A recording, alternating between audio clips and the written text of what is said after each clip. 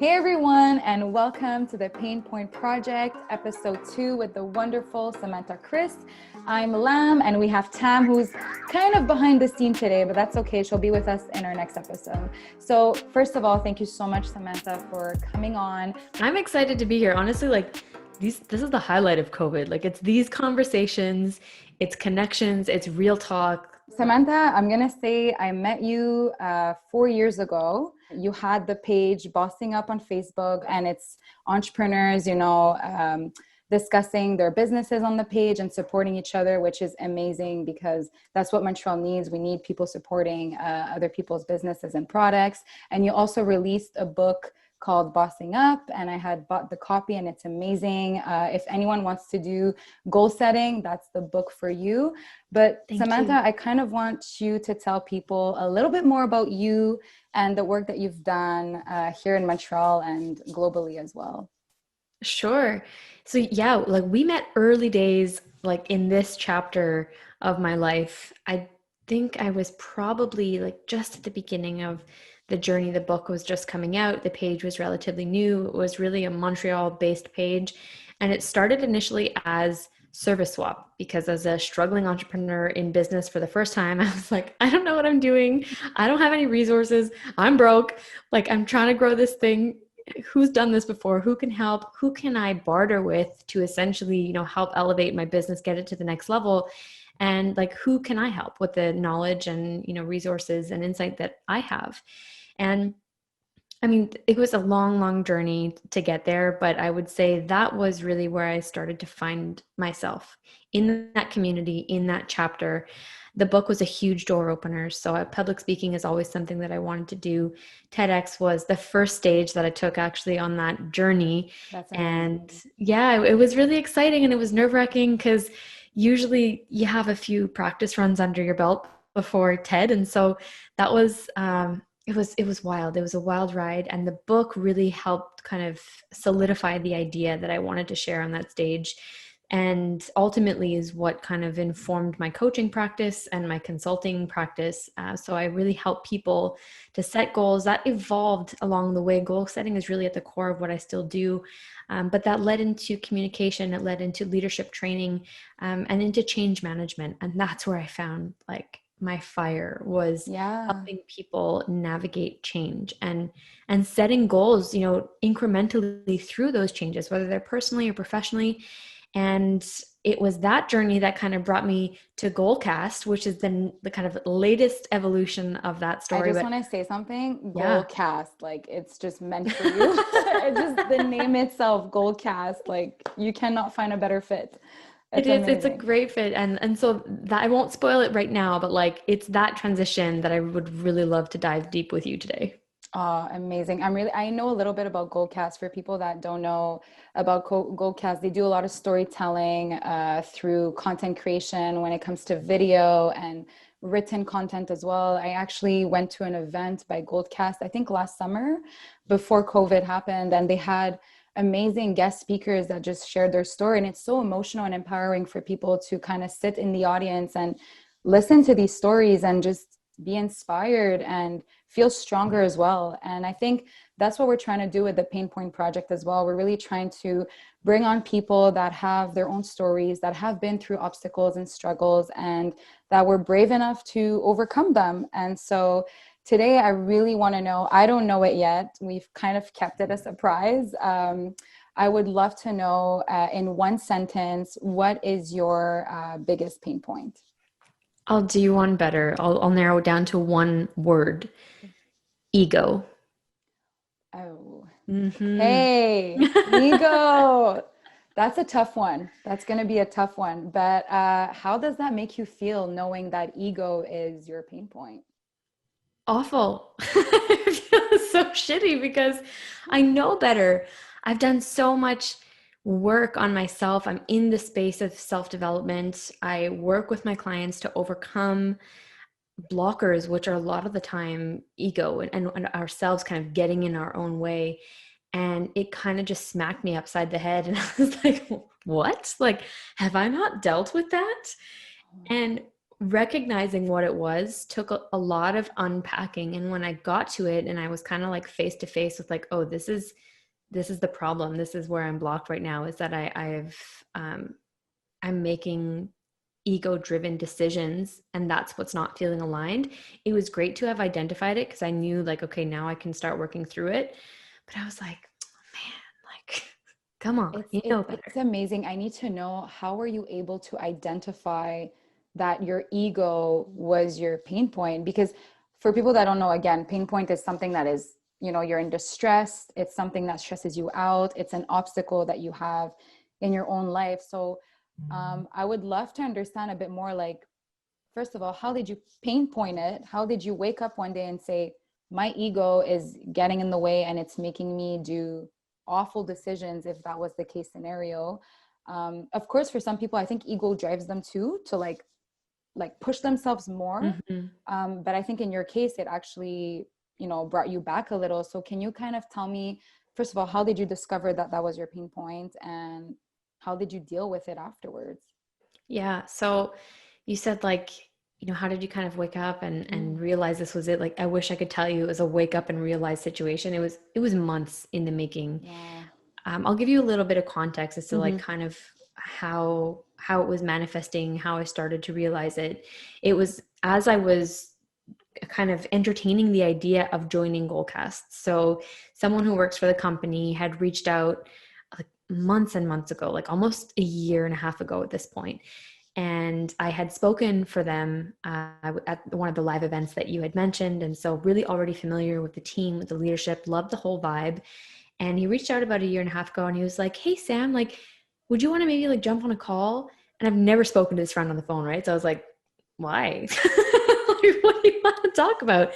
And he's like, well, we want to see like potential alignment with you and Goalcast. And I was like, sick. Wouldn't it be great to sign Goalcast as a client? Like, that'd be so great. I Yeah. was like, sure, I'll take this call. And he's like, yeah, we're looking to grow our team. And I was like, no, like, I'm not looking for a job. Like, I mean, you Because you're mentioned, also an entrepreneur, like you work for yeah, yourself. Yeah. right. And I had like brought my business to the point where it's my full-time thing. I was so Mhm. excited. It's where I wanted it to be.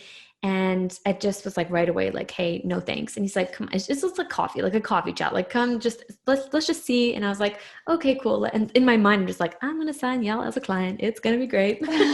So You have like a whole other vision for that coffee shop. Oh my God. exactly. Okay. And so, I mean, one thing leads to another. They make it very, very clear that they're not looking for consultants. They really want people in-house, but they didn't have a role for me at the time. Basically, they had a refer-thon. A few people put my name up on the board, and Cyrus, the CEO, was like, we need to talk. Like a few people, myself Yeah. included, like we think there's something here.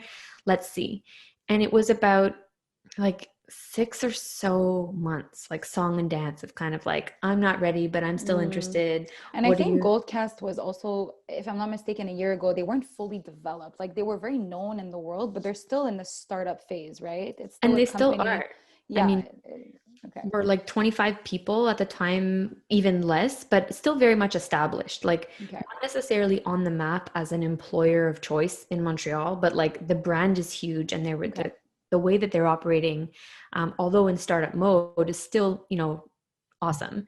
And they were just looking to bring it to the next level. And so it came down to like weird things were happening. I was seeing the founders on a plane to LA. They were in the row behind Oh me. my I God. bumped into them at like this secret Christmas party where no one knew who the guests were going to be.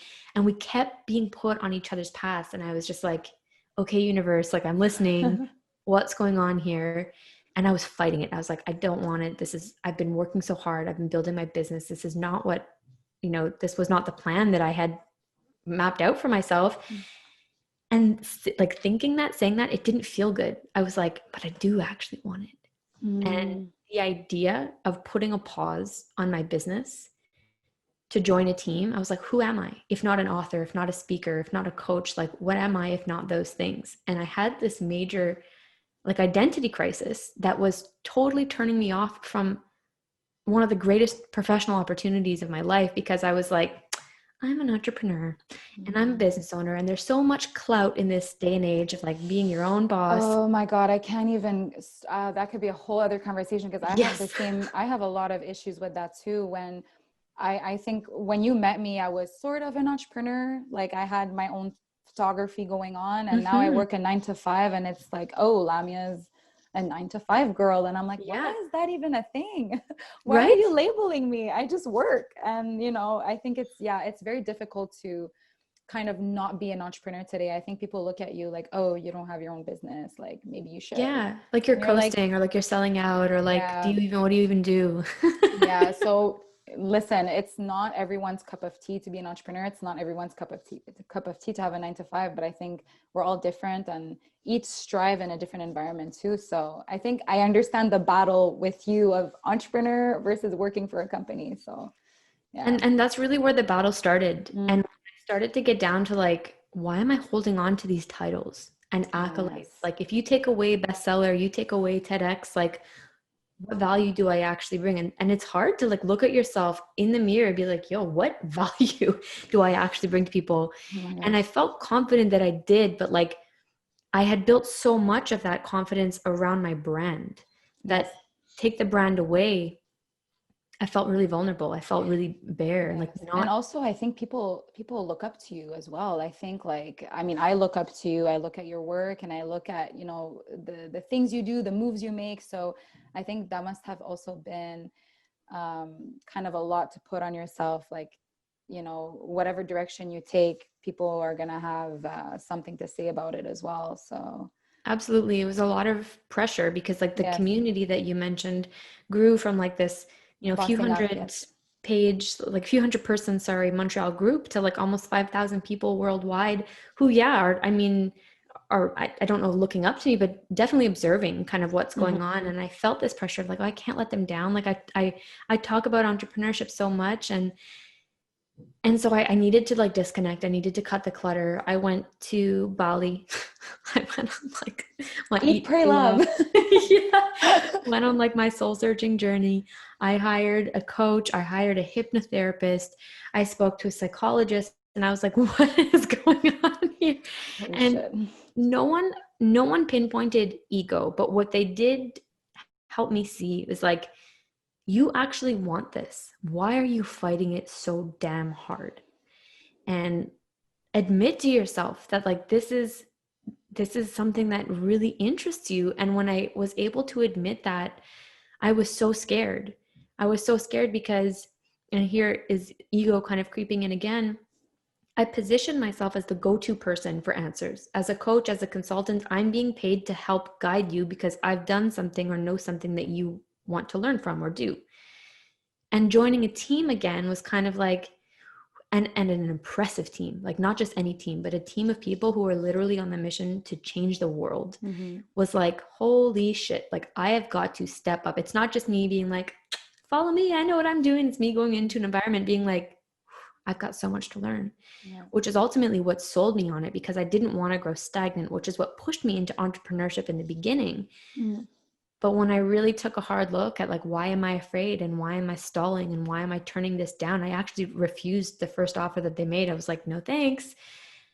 I was like, man, I'm so wrapped up in my titles, in my accolades, and it's gotten the best of me. And it was a shitty realization, to be honest, because I thought that I knew better. Wow, that's yeah. I mean, I think again nowadays it's all about titles, and I think with social media it doesn't help a lot because you can kind of see what everyone's doing around you, and it does get intimidating when you have people with their own businesses, and you kind of don't see the behind the scenes. So you think, they're succeeding and they're doing so well, and then you're working for someone, and there is a sense of ego that comes in. I think I have it. A lot of people have it, but it's very impressive that you were able to kind of look at yourself and Mm-hmm. say, okay, I need to remove these titles and I need to kind of go for what I want. Again, Mm-hmm. I think a lot of people are scared to go for what they truly want. And I think that's amazing that you were able to do that. And I mean, I'm guessing that you took the job at Goalcast.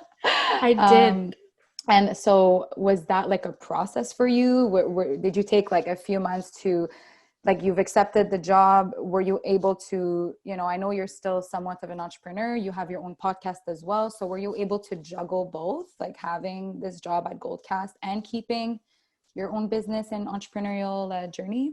Yeah, so I joined in May and I had kind of this on-ramping expectation where I was like part-time at first and I was going to kind of scale back on some of the contracts that I had.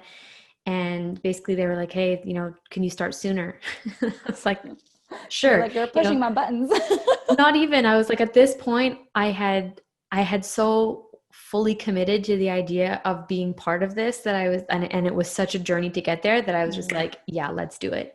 Yeah. And really jumped in. But I have to say, if we weren't in a pandemic right now, I don't think I could have kept everything afloat because I've basically been working two jobs. So even though I scaled back on some of my contracts, I do have like some clients that I've kept. I have the podcast, as you mentioned. I had my mastermind group running. The things that really bring me a lot of joy, I still do a lot of speaking, although virtually. So, but like, I don't feel like I'm running on empty. I don't feel like I'm doing it to stay relevant, which I kind of had that pressure before of like, I need to be seen. I need to be where people are. And now I'm doing things because it genuinely brings me happiness. And I'm able to see the tangible impact that I have on the people and the projects that I contribute to. And I really have Goalcast to thank for that, because everything is done with such intention there Mhm. that like nothing is done just for the hell of it. We're doing it because we recognize that every decision has the potential to impact one person. And if we can have a ripple effect of one thought or one action moving in a positive direction, then our reach is exponential. And so it's helped me stay in that mindset and feel really creative. And everyone there is an entrepreneur. We've got side hustles, we've got writers, we've got singers, like everyone there is so creative. So it's an incredible environment. Um, and my path has totally changed. I joined as the head of marketing in May. Fast forward, I don't even know what it is now, maybe 8 months or so. And I'm the head of people and culture. So So it goes back to like literally what you started as an entrepreneur. I think also what's interesting is I know you were talking about ego and uncovering your ego and not labeling yourself with titles, but I think also you were able to align yourself with something that you did like and something that you did enjoy. And it was, I think Goldcast is, they're in the industry where it's culture, people, it's Mm, speakers. So I think somehow you did align yourself with what you were amazing at already. And I think you didn't shift too much from your purpose mm. in life. But if you had to like give advice for a person to kind of open up about their pain point, and you were brave enough to do this in front of the camera to kind of say, hey, my ego got in the way, and a lot of people, they might be more embarrassed or shy to open up the way that you did. So do you have like any advice for someone to kind of talk about something that they're struggling with? Oh goodness, a few things. First would be like be patient with yourself. I mean, this isn't something that I'm all of a sudden able to speak openly about in front of the camera. And I recognize that ego is maybe not as hard hitting as some of the other things people are struggling with right now. But be patient with yourself because there's a learning curve. And so, for example, when I joined Goalcast, having gone through this entire thought exercise, the whole realization of it being ego, the whole title thing, and then it came down to the offer, and I was just like, but what's my title going to be? You went back into the No, ego. I was just like, but they're like, titles don't really mean much at Goalcast. We're really about impact. I'm like, yeah, cool. But like, what are you going to call me? Like, it's so silly, but it's like, just to say, I mean, like you're going to take a couple steps back sometimes before you fully move forward, and to be patient with yourself in those moments would be one. I would also say like really recognize why it's bothering you. Why is this pain point something that you feel you cannot share? Is it wrapped in shame? Is it that you don't understand it? Is it that you don't have someone to talk to? I mean, these are all very real possibilities. And the sooner you can recognize kind of really what that pain point is wrapped in, what is encompassing the fear of coming forward with it, I think the more you can recognize where you can need help. Maybe it's in a stronger network. Maybe it's in learning more about what you've just newly discovered about yourself. But it can help to inform some next steps. and to surround yourself with people who genuinely have your best interest in mind. Because I find, of course, if we're surrounded by people who will judge and will criticize, it may never feel safe and okay to come forward with your pain point. On the flip side, if you're surrounded by cheerleaders of people who are just like, you've got this, there's nothing you can't do, it can feel they're just saying that because they love me. They're just saying that because they want what's best for me. And they would say this to anyone because that's just who they are. And so to find people who you trust that will be honest, that will tell you when something's not okay. And if you've done something that's not okay, that they won't judge you for it, but they can at least call you out and have real talk, so that when you get the recognition and when you get the cheer, you feel like it's because progress has been made. And I think building that trust with a couple of people will eventually build the confidence in saying, you know what, I can do this. Like I can talk to more people about this. I can help people if I talk about this. Yeah, no, definitely. I think it takes a lot of courage again to be very open. And, we live in a society, going back to ego, where you look at social media, everything is picture perfect. And, everyone has a beautiful life, but there's always something behind it. And that's really why we wanted to push this project. And I'm so happy that you were able to come on here and be open and vulnerable with us. And I'm excited to see what you're going to be doing next with Goalcast and your journey as well. What is your podcast about for people that might be interested in listening to it as well? Yeah, so it's called The Catalyst with Samantha Kris. Thank you for asking. And it's all about change. Like that's my whole jam. And it's about talking, we talk about the challenges and the triumphs that accompany change. And it's real life stories of people who are either making changes in their lives, they have made significant changes, or they wish to make changes, whether it's within their community, within their family, within the world. And hoping that we can connect some part of you, that you can see your story in the speakers and the guests that I have on, to prove that whatever change it is that you want to make in your life, that you are indeed capable. And I just want to super appreciate the shout out, but I just want to bring it back full circle, because we started, we're talking about how you and I met. And I remember we were at this crepe place, Yes. Great crepes with chocolate, and we were sitting down. And I got a message from you, and I didn't know you, and you're just like, hey, do you think we could go for coffee and we can ask you a couple questions? And it was you in town. And I was like, sure, why not? And I was just like, oh my God, again, back to ego. I was just like, I've reached a status where women I don't know want to know what it is that I have to say and go for coffee. This is so cool.